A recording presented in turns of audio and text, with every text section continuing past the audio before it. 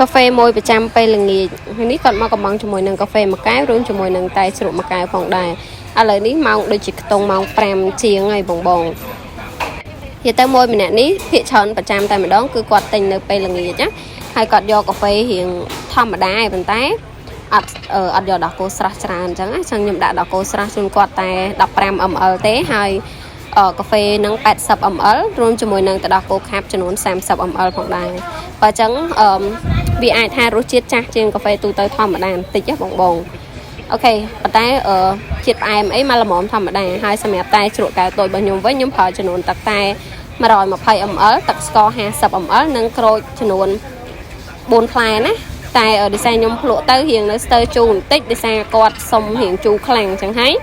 ខ្ញុំក៏ថែមជូនគាត់មួយគ្រាប់ទៀតទៅអញ្ចឹងសម្រាប់ការលក់ខាងខ្ញុំដូចខ្ញុំបញ្ជាក់ចឹងបងសម្រាប់រូបមន្ត